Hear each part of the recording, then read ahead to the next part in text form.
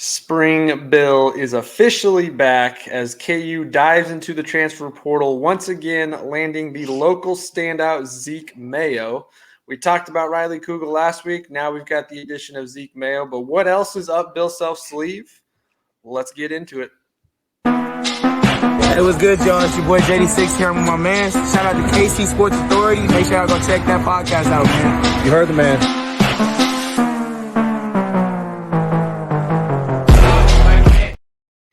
What's up, guys? Keegan, JB, and Spencer here today, all three of us, to talk some KU basketball. Now that there's finally some news coming out with the additions of Riley Kugel and Zeke Mayo. And, of course, if you guys saw the episode the other day, I did my quick recap of Riley Kugel's addition, so you can go back and check that out. We'll talk a little bit about him on here.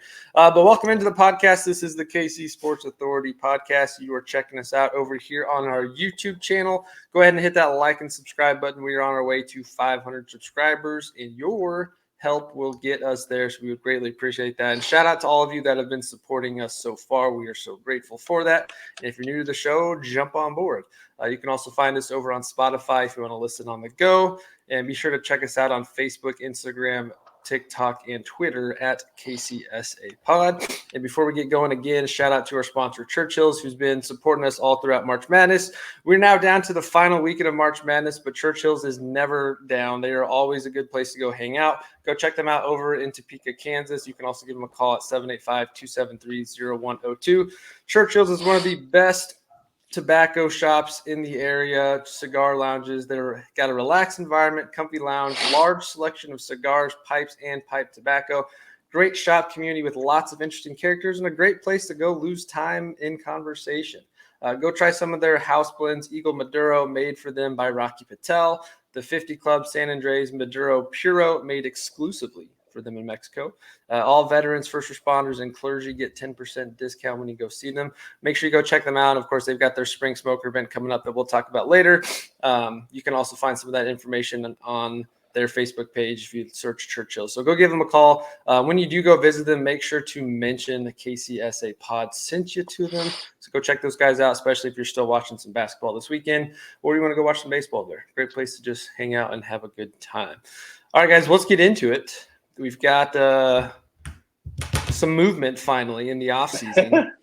So like I said, I talked about Riley Kugel already, but I want to get your guys' take on that first. Once the news broke, I mentioned he's not one of the highest rated transfer portal guys in this year's class, but a guy that clearly fits a need as far as shooting and scoring capability. But what do you guys think about Riley Kugel's addition to this team next year? And what is your expectations or ceiling for him? I remember when we first got word of this, I was like, I don't know how to feel about this one. I was like, I don't know. I've heard, there were issues. Of course, when he was at Florida, he didn't do well coming off the bench. And I'm talking from like an attitude standpoint. And he was someone who was up and down so far through his college career. And I was a little bit worried about that. That being said, I think he definitely provides something that we didn't have with this year's team, and that's someone who isn't afraid to take the final shot in the shot clock. So, someone that's going to go and get that bucket, and he is a capable shooter. So if he was the only guy that we got, I think it'd be a big fail. But as you mentioned, we got Zeke Mayo, and the addition of Zeke Mayo is something that more than makes up for a lot of what we didn't have this season. So I think that is something that makes me feel just better about the situation. You remove Zeke Mayo from the equation, and I'm kind of peeved a little bit. That being said, there's a lot of offseason left. There's still some moves that can happen. But I don't know. I'll try to be optimistic and think that Bill Self can kind of get his mind right and get him into a winning mentality. And if that means him coming off the bench for Kansas, which it looks like he probably will, given how the current offseason has been going, I hope he's okay with that. That's just all I'm going to say. Spencer, I mentioned some stats in the last episode, breaking down Riley Kugel, kind of up and down freshman, sophomore year at Florida, had a few big moments, big breakout games, a few shooting slumps. But a guy that really never averaged more than about 20, 23, 24 minutes a game. And in that shorter time, had he been on this roster this year, he would have, tripled the productivity of guys like Elmarko and even Timberlake to an extent. So in the little bit of film we have and the short play, he's shown that he's capable. But what is your take on him joining this team? What do you think he provides the most to this roster? And does he really answer any of the problems that we feel like this roster had going into this offseason? Well, yeah, I think the two biggest problems we have was shot creation and some athleticism too, and I think he adds both of that. So even if he comes off the bench, he doesn't have to be our primary scorer, but we don't have to play starters 50 minutes a game in order to get any sort of offensive productivity. So I was pretty happy with it, and the only concern is the efficiency. But a lot of times efficiency can code the system to fit. What kind of shots are you getting in the flow of the offense? So that can obviously improve in a new situation. So I was pretty happy that we got him. And kind of like JB said, if that was the only person we got, okay, we may be in a little bit of trouble next year, but we know Bill was cooking up something pretty good. So I think he's a nice addition. I mean, I think he's we're getting an upperclassman now at this point, 2 years of experience coming in. And now Elmarko doesn't have to take a huge second jump and trust to have production bench. Pretty happy with it. Yeah, I like the move. It's not the, maybe the big needle pusher that KU fans were hoping for. It's not the big splash, but it's a guy that's got great shot creation. Guy can go get a bucket, like JB said. When the shot clock's winding down, hey, nothing's working, go find a shot, go do something. I think he's got that kind of instant offense capability. Just didn't get to see enough of it in Florida, so hopefully new situation, better coaching staff, full offseason to get in there and work with the team, knowing you've got a very dependent ball handler besides you creating offense. So I like the move a lot. But yeah, now the question is, where does he fit? Obviously, still don't know anything. It has been completely hush-hush when it comes to Johnny Furphy and Hunter Dickinson. Both of those guys still have a couple weeks left to make their decisions as far as NBA draft. I think Furphy's the one that's still considering it more so than Hunter. I think we all agree Hunter's not getting drafted anywhere. If he wants a professional career, it's probably overseas or working his way through the G League. So it doesn't make sense for him to declare for the draft unless he's going overseas somewhere. So I still anticipate Hunter being back. There's really been nothing out of Bill Self's side either that suggested they want to go a different direction. I think some of the targets they're looking at in the portal that are 5 men could be looked at as, hey, we're going to find a different version of what Hunter can offer us, or it could be, hey, just in case Hunter does go somewhere, we need to have the next guy lined up. But Furphy's probably the big question mark. I'm still a proponent of Hunter is the next big domino to fall, but Furphy's decision to go pro or come back is going to have a unique twist to how this roster looks. Because right now with Zeke Mayo, which I definitely want to get into, and Riley Kugel, you've got two really high quality guards that can shoot, can score, athletic, basically fill the struggles we had this last year. But Furphy's kind of that still in between guy. He doesn't really quite have the size to be a stretch forward defensively or just physically yet. More than capable shooter. But if Furphy comes back and Hunter's still here, now you've got 3 guys surrounding Hunter that can shoot, and you've got Dewan who can run the pick and roll game and obviously knock down an open jumper if need be. So Furphy's still I guess I'm back and forth on what do we need to know first? Do we need to know Furphy's status or do we need to know Hunter's status? That's tough. I feel like we need to know Furphy's status because I feel like we already know Hunter's status. I think we just know that he's coming back and we trust that he is. My question though is, we've talked about how Hunter and KJ don't necessarily have the best fit next to each other. I'm curious what Bill Self is thinking in terms of, would he ever say to, now that KJ has said, I'm coming back, would he ever say to Hunter, you should go somewhere else?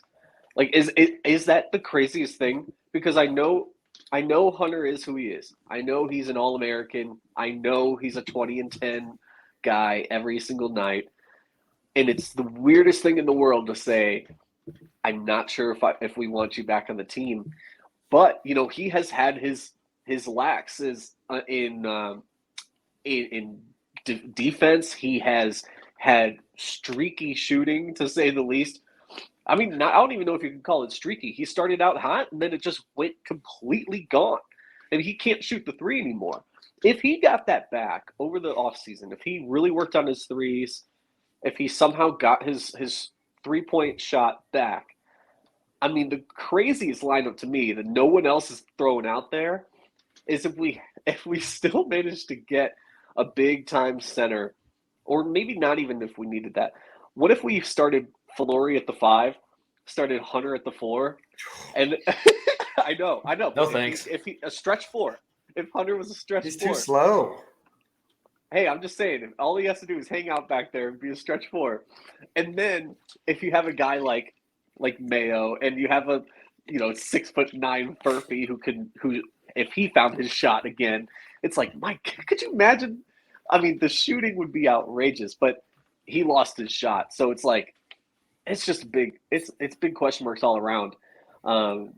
Furphy is he's so interchangeable in a lot of ways. So it doesn't really matter to me, I guess, at the end of the day, whether he stays or goes, because I think we fill his role with what we have coming in and what we have coming in, not only from transfers but from freshmen. Yeah, Spencer, what you got?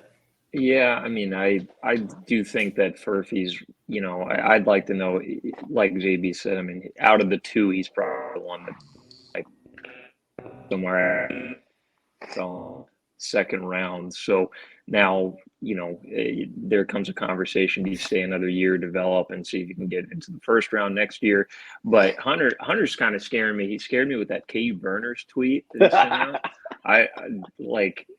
I read it and I was like, dude, does this mean you're leaving? Is this like a cryptic way of saying you're gone? But I don't know. But I think, I mean, Furphy, I'd love to have him back for another year because, number one, I do think it's the smarter decision. I mean, this is a relatively weaker draft, so you probably have a better chance of going higher this year. But I would like to have him back because of his shooting, and I think he's going to take a really big leap defensively too because, I mean, he already has the physical tools, he already has the length, he already has everything.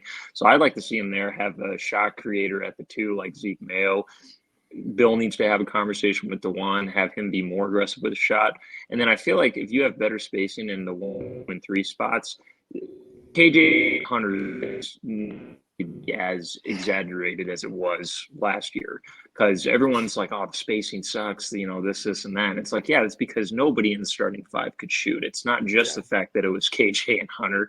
It was that DeJuan wouldn't shoot. Furphy was streaky, and Timberlake, Elmarko, and whoever else was playing the 2 wasn't shooting well either. So I think if we solve the problem of just getting more shooting in the starting 5, you're not going to see problems with the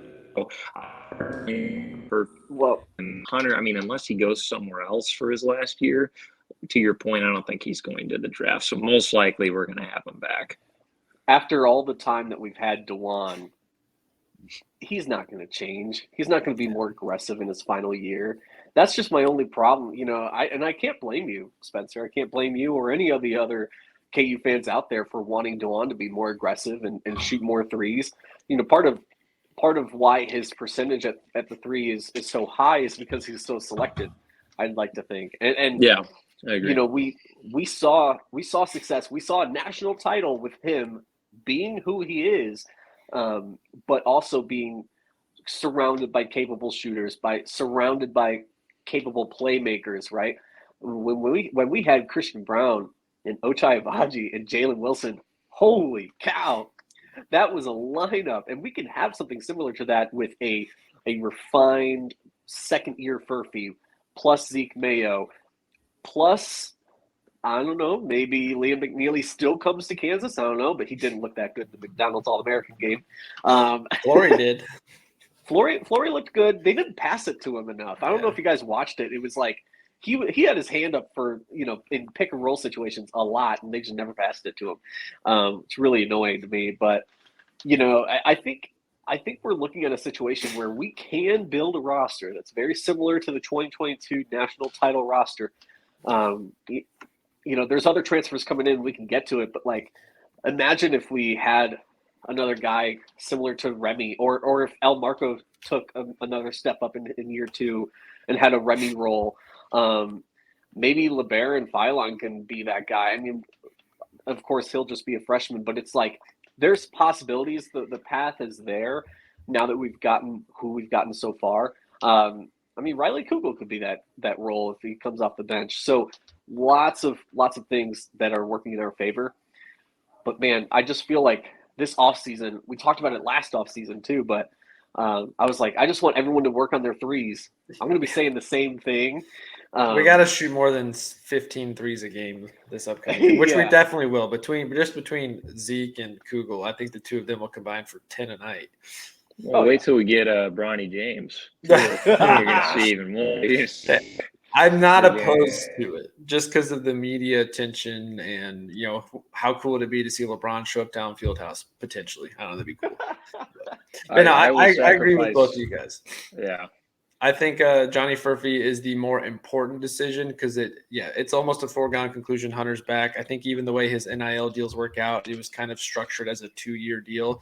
Obviously, he can do whatever he wants. I don't think he's contractually bound to have to stay because he's not under a contract.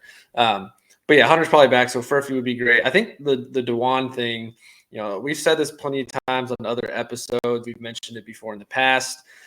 The reason I think the fans got so frustrated with DeJuan this year, it was not even his own offensive deficiencies as far as shooting and scoring. It's the fact that there was nobody around him doing anything. What did you have when Remy finally got going late that year in 2022? Remy was instant offense, which we knew that was the case the second KU landed him. It was, dang, we're getting an 18 to 20.9 guy that could go off for 30 any given moment. How are we going to play him and DeJuan at the same time? DeJuan didn't have that this year. Chris Johnson leaves in the offseason before even really getting going, so you don't know what you had with that freshman there. Elmarko, of course, did not live up to the hype at all. So DeJuan was playing 35, 38 minutes a night, and I think his defense took a hit because of that. But he didn't have a guy he could turn to and give the ball off as the primary ball handler outside of Kevin. And I think we saw for a while that was going great with Kevin in that secondary role. But you needed that other guard that could break the game open for you and do stuff. We just never saw that. So I think going into this year, obviously with Riley Kugel and Zeke Mayo, you've already got some of that. You've got two guys that can play the 1 through 3. Maybe don't have the size to play the 3 spot, but both of those guys are capable ball handlers. Zeke's played a lot of point guard before too. So I think that'll definitely help with DeJuan. I think that the big key question is who's playing what minutes. I'm okay with DeJuan taking 4 or 5 minutes less a game because it's going to a guy who's going to score more, that does similar stuff offensively, passing the ball. I'm also okay with Hunter taking 4 or 5 minutes less a game too, because there's still a lot of question marks. You got KJ back, you've got Flory Badunga coming in, who is going to be super talented. Might not be the offensive scoring threat that a true 5-star prospect typically is, but he's got the athleticism. He's got the. I think he's gonna be so much fun. I'm kind of pumped for him. So you got to see him on the floor more than 5-6 minutes a night. So all that being said, I feel pretty good with where we are now compared to where we were 2 weeks ago, despite not knowing the situations of Johnny Furphy and Hunter Dickinson. But right now, all the scholarships are locked up unless somebody else leaves, which could still happen. Elmarko could decide he wants to go somewhere. Elmarko and McDowell could leave. Maybe one of the incoming freshmen decide that they want to open their letter again because they don't see a path to playing time. Zach Clements, again, another question mark, which everyone seems to be forgetting that he's on this roster. What does he do? Do we want him back? I don't even know what to say on that because we haven't seen him for a year. I think I'm still leaning towards yes because he's been here for, he's got another year in the system. So he's probably further ahead than bringing somebody in that doesn't know the system. But we still haven't seen anything there. So even if he does stay, it's not like he's going to get more than 5 or 6 minutes a night, in my opinion, with what we have coming in. But let's switch gears. So let's go to Zeke Mayo because I am super excited for this. The hometown kid. I think every KU fan has been waiting for this moment for 2 years now. We were hoping he would do it last year. It didn't happen. Zeke Mayo, the Lawrence native, which is exciting for me because I went to high school with the same high school he went to. He's a couple years behind me, but he went to school with my brother. So it's really cool for me to see a kid coming out of my high school to play for his team he grew up watching every day, because that's the dream. If you've lived in Lawrence, Kansas your entire life and you're a basketball fan, that is the dream. Playing basketball at the University of Kansas and walking out onto that court. So Zeke Mayo finally gets to do that. He had an incredible year this last year at South Dakota State, almost 19 points a game, like 5.5 rebounds a game, 3 or 4 assists. He's a go-getter. He's a bucket getter. He's a shot creator. He can light it up from 3. He can light it up in the mid-range. He can attack the paint. He's kind of a do-it-all guard with athleticism, 6'4" guard. He's going to slide in here as kind of more of a combo guard, which, Bill Self loves those combo guards that can take over the offense when need be, but can also go score. So I'm super pumped for this. Teaming up with Devin Neal, you got the 2 local kids who went to high school together who are going to be faces of the program at the same time. I think that's just really cool for the city of Lawrence as a whole. But getting Zeke Mayo is fantastic. I have heard from a few people I've talked to, kind of some inside talk. He did declare for the draft, so I was surprised this happened quicker. What I have heard from a couple people is that it sounds like there was a conversation between him and Bill Self on the visit and basically said, hey, we want you, but we're not waiting. So you either need to commit between now and then or we're moving on, because obviously Bill's got pressure to put a team together. So I'm wondering if it was some of that, the pressure of, hey, I can stay, make a lot of money in NIL, because he wasn't that high on draft boards. So he'd probably make more off of NIL this year. But the number 12 ranked prospect in the transfer list this year, coming home to Kansas, the only thing I would love to see is if he could change his number from 2 to 4, so him and Devin Neal could have the same jersey number. And I see a lot of NIL t-shirt possibilities there. But Zeke Mayo, what do you guys got? Dude's just a stud. He's everything we needed. He's got the shooting that we needed. My favorite thing about him, he has the most pure and just like seamless step back 3, like James Harden-esque step back 3, where you're like, how is that not a travel? But he does it. And I don't know how he gets away with it. I've seen so many highlights, and he just loves that step back 3. And it's just chef's kiss, beautiful every time. And he is, he's going to be giving us the buckets that we need. He's going to be the elite shooter that we need. It makes me want more. I mean, he's everything we needed him to be. I think he's an instant starter. I don't think there's anyone you can get in the transfer portal. I could be wrong. John L. Davis is probably the only other guy that would be similar. The guy, FAU. Yeah. It's like, I mean, he is just going to be balling out. And I'm just bummed he didn't come sooner, like you said.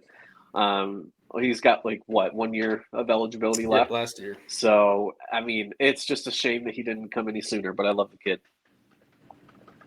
Yeah, I mean, that's you really nailed it. I mean, he's just what we needed. We needed a shot creator. We needed somebody that could go out, shot clock's going down, go get us a bucket one-on-one, and that's what we got. So I'm excited because, again, it's going to open the floor up so much more for guys like Hunter and guys like KJ. So I think he's not only, I mean, from obviously an offensive perspective, what he brings to the table, I think he's going to improve everybody else's offensive game too. So it's going to look drastically different. I mean, watching the team this year, watching them play offense was, I mean, let's face it. I mean, it was a tough watch. It was a tough watch. We could not have. There was no rhythm. If the pick and roll game wasn't working and Hunter was not getting his shot, it was give the ball to KJ and see if he can get a floater. Exactly. So we're going to go back to the times of, okay, the broken play, shot clock's going down. You got a guy that can get you a bucket. So I'm excited for him. And obviously the angle of him being a hometown guy is really cool too. So I'm excited to see what he brings to the table there. And I mean, I like, because first of all, he's a 3-level scorer, so he can score from 3, mid-range, get to the paint, but he's also an upperclassman too. I mean, he's got the experience, he's got the he's got a good mindset, so we're not going to see freshman mistakes from him too. So I'm excited to see what he does. Yeah, and he's actually performed well against top competition too. I mean, he almost went in there and took down Iowa State in the first round of the tournament, scoring almost 20 on them, 4 for 6 from 3. So he's certainly capable. I don't think he's going to shy away from the moment. I think he's going to have endless NIL opportunities this year, and it's just going to be fun to see. I think this gets us back to some of those teams like the Frank and Devontae combo. Devontae Malik Newman combo, go all the way back to, Elijah and Tyshawn combo, having 2 guys on the court that can facilitate, run the offense, but can also score. Where not that DeJuan can't score, but when DeJuan is the only facilitator at the guard position, you can play your defense a little different because you can sag off of him just enough to give your attention elsewhere. I think this go around, at least, let's say Furphy's back and Furphy starts at the 4, Kugel at the 3, Zeke Mayo at the 2. You now got 3 guys that can space the floor and shoot, and 2 guys that can get a bucket from anywhere that the defense can't really focus in on Hunter quite as much. So the spacing, I think, will be great. Obviously, there's still the question of how much can you play KJ and Hunter together and all that. And maybe we'll do that in another episode. Just talk about those 2 specifically once we know for sure Hunter's back. But yeah, I love it. I think it's fantastic.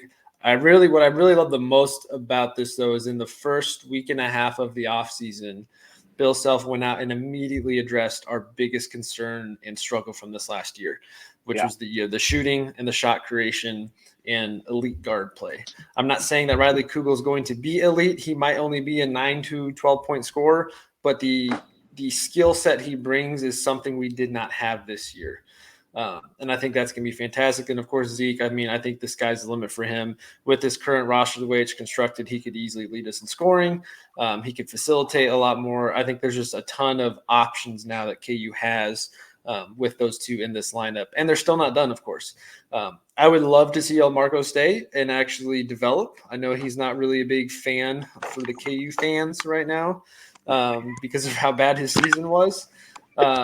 But what's funny is I was going back and looking at some Instagram photos, and there was a camp that Zeke Mayo was at in the fall that Damian Lillard was at. And in this camp, Elmarko Jackson, like Zeke's on the court doing drills, and Elmarko Jackson standing right behind him off to the side. I was like, oh, this is kind of funny because now they're teammates. So maybe they can learn together. I'd love to see Elmarko develop because he's still got the quickness and the speed, that mid-range game. And if he can develop into that off the bench ball handler role and compete with LeBaron Philon, I think we got something going here.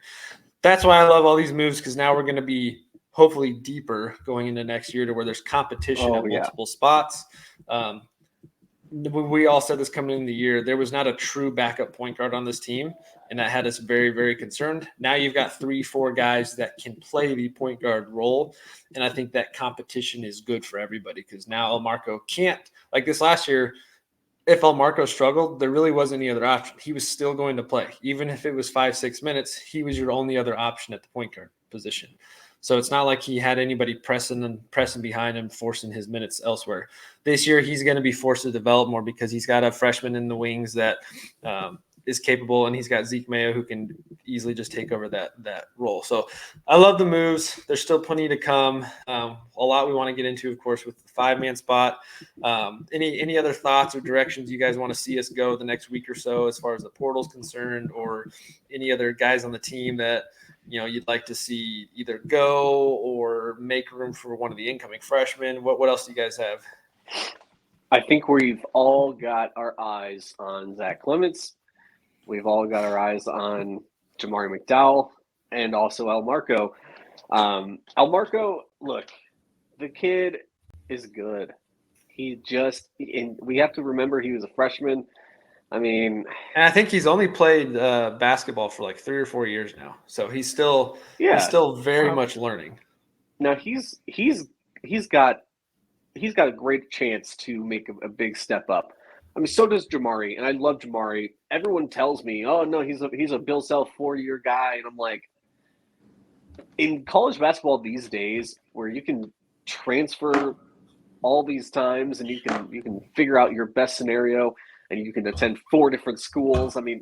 I would not be shocked if he's gone, and I'd hate to see it. I think he's great defensively. Yes, he's made his freshman mistakes that has had him yanked right off the court as fast as he went onto the court. But it's like, man, those things correct themselves with age and experience. But if it means we can have a guy like AJ Storr come to the team, or if we can have a guy I like don't think that's happening. I Unless don't Hunter think leaves. it's happening. I don't know if you I don't guys have think it's read the happening. details on it, but he's asking for the bag, and KU said no. Oh no. Here's our max, and he's like, no, I want more than that. But they're already paying If- Hunter, I think, like $1 million to come back this year. So Oh, if Hunter a lot. came and AJ came, you're like paying almost $3 million to have two guys that play the same position and need the I same don't know. minutes. I don't really. I know how wouldn't much mind it would AJ Storr if Hunter left though. be. Yeah, I mean, Cliff Oberui. If I love Cliff, man. He just screams a little bit better version of Tarek Black. Yeah, I mean, he fits better. Let's be honest, he fits better with the team, probably than Hunter. It's not that he's a better player than Hunter; it's that he fits better with what we're trying to do. But I'll still keep Hunter. Like, I'll take Hunter if Hunter wants to stay. I'll take him. So there's a lot of things we're looking at, but like, man, Zach Clements is the guy I'm looking at more than anybody. I don't know what his role is. I don't think he's. I don't. I like the guy. He's paid his dues, but I don't mind if he transfers out because we've got Hunter, KJ, most likely, like, we have Hunter back, right? We'll have Hunter, KJ, and we have Flory coming in. Those are our three bigs, and we can still go and get a fourth big maybe. But in all the time that we've had Zach Clements and the red shirts, and I get that, but we just haven't seen anything from him. I don't mind if he leaves, and if he leaves, even if we don't get a big, it opens up a scholarship spot for someone else. And I think we need even more shooting. I think we need a third really good wing, that can play alongside Furphy and Mayo. Maybe it's Liam McNeely coming in from high school, or maybe it's someone that transfers, but I would not mind seeing Zach going. Yeah, I mean, Zach's a question mark. I would love not to lose freshmen after their first season, after they struggle a little bit. Like, yes. MJ Rice or Quentin Grimes or whatever. I'd love to see these guys withstand a year of KU Twitter. I know it's hard, but withstand the year and then stay, because some of these guys need, it's too bad. Like, we're going to get them when they're at their most raw and least, lowest skill level, and then they go somewhere else to develop and they turn out to be great players. So, I mean, I think somebody is going to leave. I don't know if it's going to be Elmarko or Jamari. I don't think we keep everybody. I wish we could, because I really would like to run it back again with Elmarko and Jamari. And Zach, I think, he offers you that stretch forward that we're kind of looking for. I mean, obviously the percentages isn't there, but he's got a shot. I think you just have the same question with Hunter. Of defensively, is he going to be quick enough with his feet to do what we need them to do? Now, I made a joke about it, but I would love Bill to at least have a conversation and see what Mr. Bronny James is doing. Dude, he's ranked ahead of Riley Kugel in the transfer portal. Can I just say that? All names. I will not be silenced. Yeah, I've got it pulled up right now. Bronny, for all the jokes about being LeBron's son. I mean, he's a defensive-minded player with a great jump shot, and he's an athlete. He's great in transition. He's got high basketball IQ. Like, I'm serious. I mean, we're a blue blood program. We can be the kind of program to land him. I think KU was on his top 10. Fieldhouse. I think he fits. I don't think KU made his top finalist, but I think he was at least top 10, top 7. I mean, why not? But yeah, I'd be all for it. He's got the athleticism, like you said. I think he's a guy that could push Elmarko. It feels like he's going to Ohio State, or he's going in the draft. It just seems like it makes a lot of sense.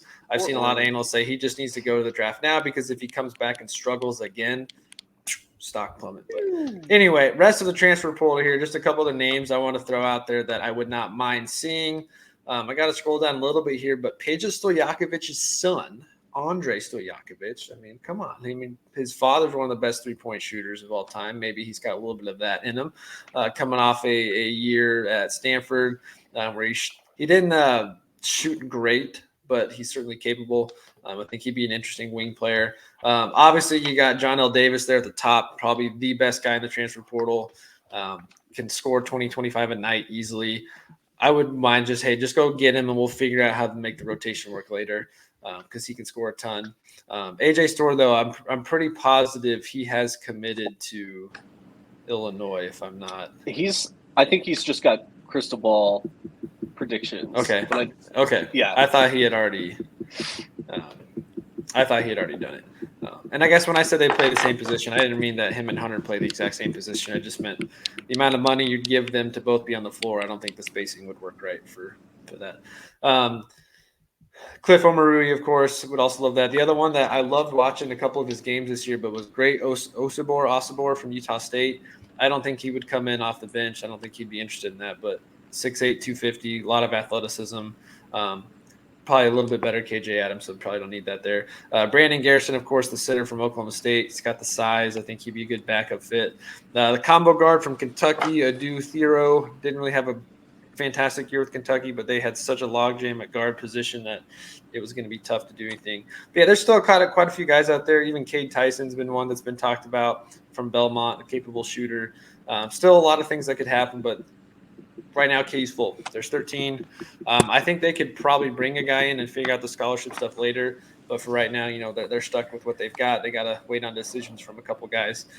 Wishing for us. We'll talk more about that. I think next week we'll do a little bit of the KJ and Hunter combination with Flory and how that spacing works.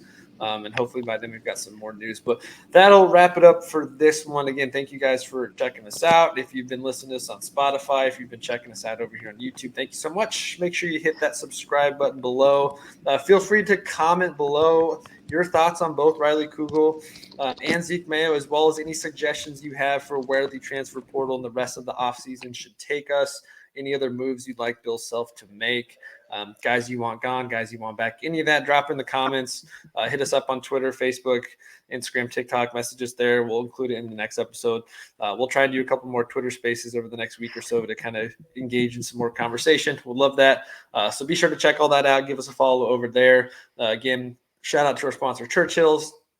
Go check them out over in Topeka, Kansas. Give them a call at 785-273-0102. They've got their Spring Smokers event coming up in May 18th.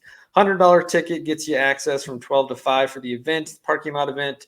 10 cigars included, a meal ticket to a food truck of your choice there, as well as 2 drink tickets. They'll have a lot of great deals on some of their top brands. Also have reps and members of multiple top companies there that day that you can talk with and learn about some great cigars. So go check them out. You can buy tickets at Churchill's. You can also give them a call and buy them over the phone.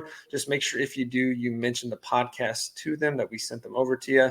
Go check them out. Has a great time over there. But again, that'll do it for this episode. He's JB, Spencer, and I'm Keegan. Thank you guys for checking us out. And as always, rock chalk. Rock chalk. Rock chalk.